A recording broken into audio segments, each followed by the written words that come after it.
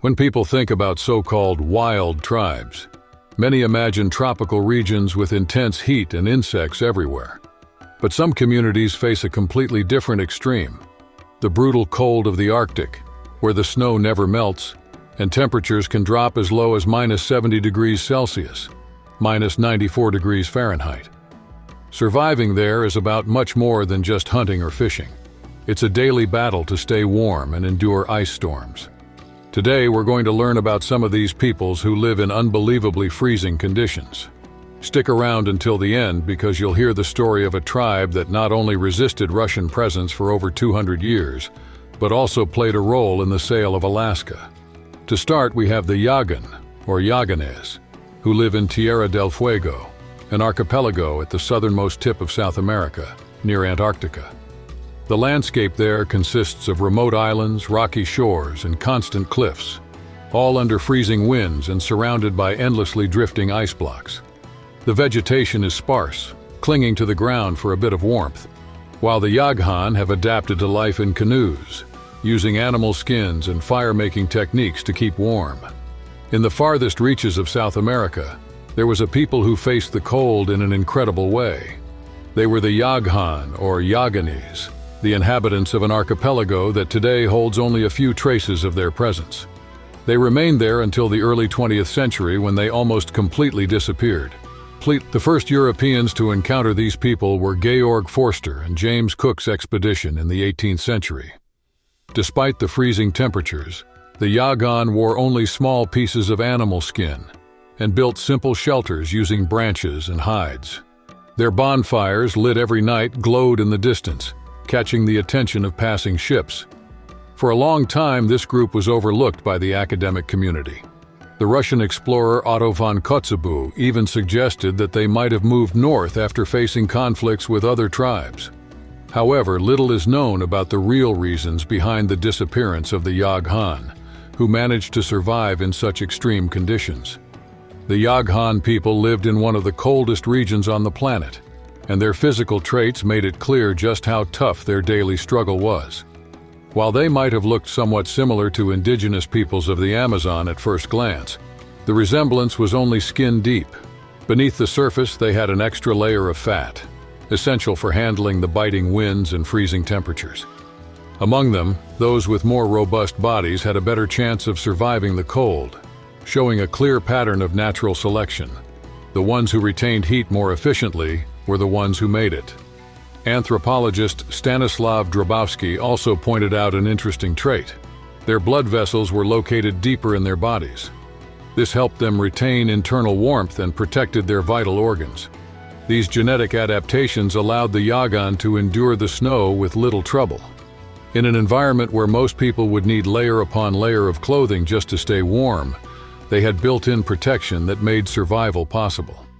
Have you ever stopped to think about who lives in the northernmost regions of the planet?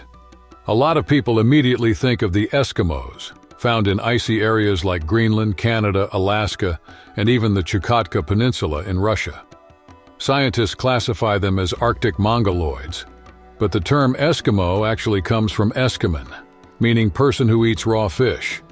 While the word is still used in some parts of Alaska and the Far East, they prefer to call themselves Yupik, which translates to real person. In total, there are about 170,000 of these people adapted to extreme conditions, mostly living in Greenland and Alaska. In Russia, the group is much smaller, with only around 1,500 individuals.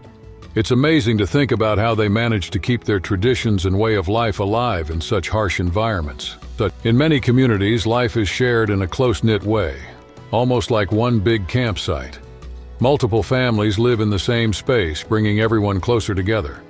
In a single household, besides a couple and their kids, other relatives might live there too. Sleeping arrangements follow an interesting pattern. Couples and children stay in the center, while single people usually sleep on the sides.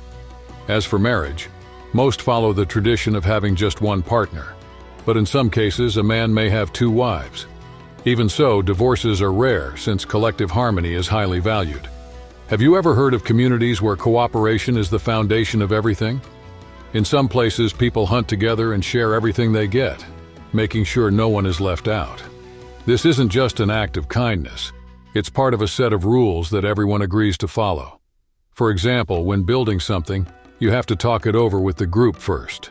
It's like an ongoing agreement where every member has a say.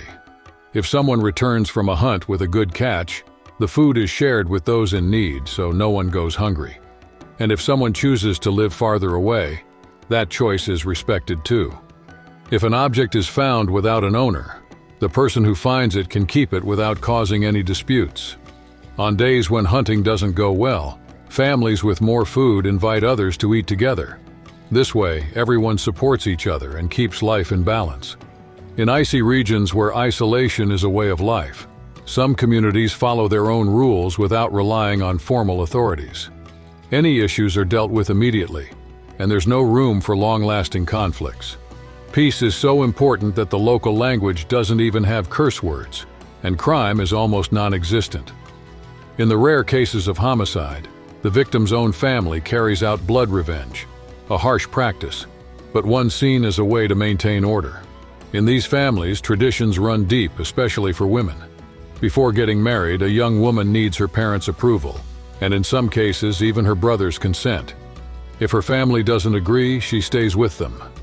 There's also the possibility of a man capturing his bride, but only if her parents allow it, without the woman having a say in the matter. Weddings are simple. She brings her belongings to her husband's home and begins living under his authority, as well as her mother-in-law's. If she makes a mistake, it's the husband who decides the punishment. Interestingly, though, children are never disciplined in any way. In the depths of the Arctic, reindeer herding peoples have long faced incredibly harsh conditions. It was common for men to be lost during hunting trips, leaving women in charge of their families.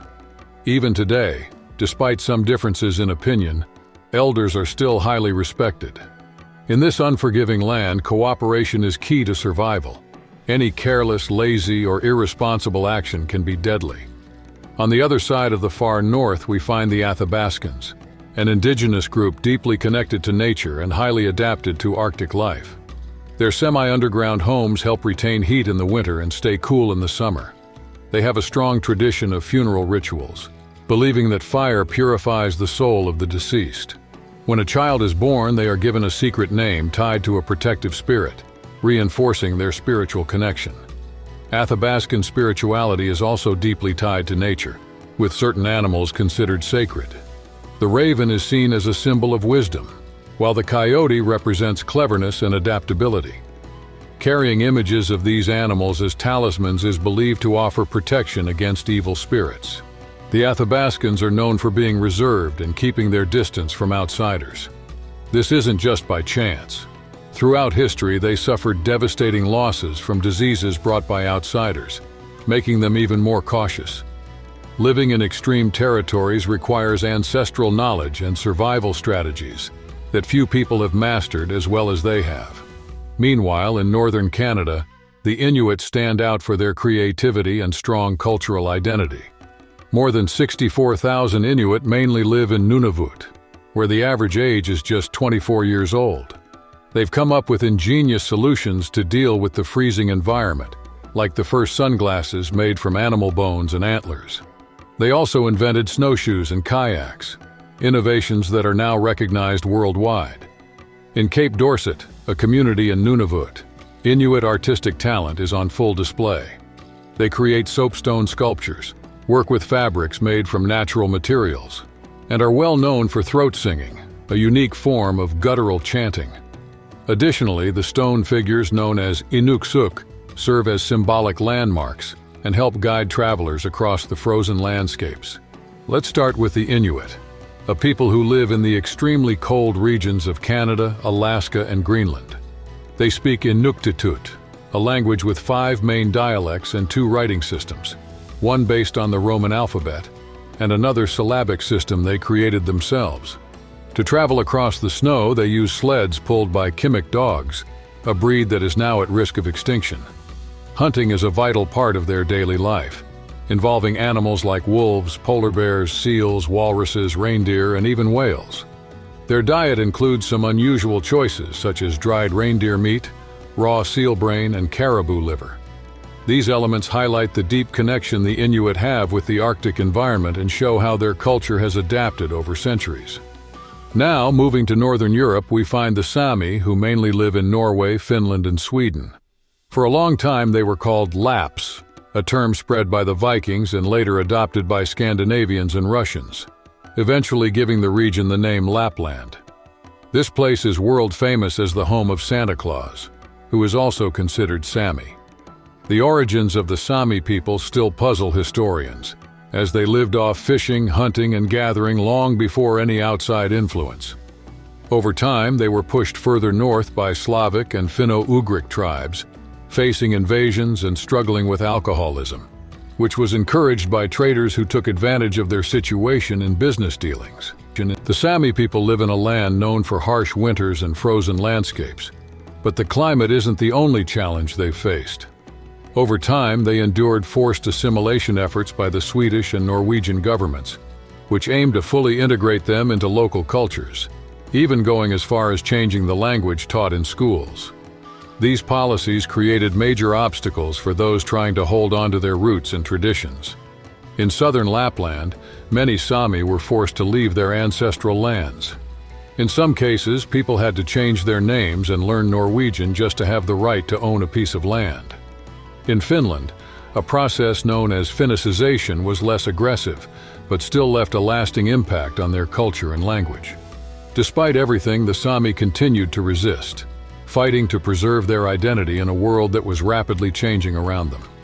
The Tlingit are an Alaskan tribe that has spent centuries facing extreme challenges, not just from the harsh climate, but also from the presence of a foreign power. Their name means person, reflecting the deep value they place on their identity. Their history is filled with conflict, dating back to when they dominated the region and were feared for their skills as warriors. When the Russians arrived, there was an initial attempt at trade.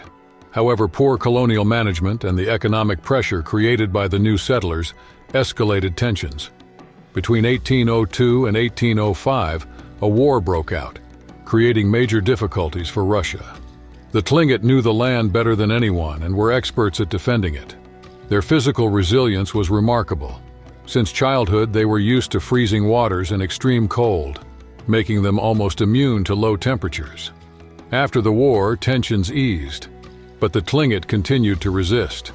Instead of launching large-scale attacks, they switched to ambushes and strategic strikes, making it difficult for the Russians to maintain full control over the region. This resistance played a role in Russia's decision to sell Alaska to the United States in 1867. Even so, the Tlingit presence and culture remained strong, proving how a people can hold on to their roots despite outside pressures. We've reached the end of our journey through the Arctic and other frozen regions, exploring cultures that have adapted to extreme cold and come together to survive. This story reminds us to appreciate cultural diversity and reflect on the importance of each people in the human mosaic that makes up our world. Thanks for sticking around, and see you in the next video.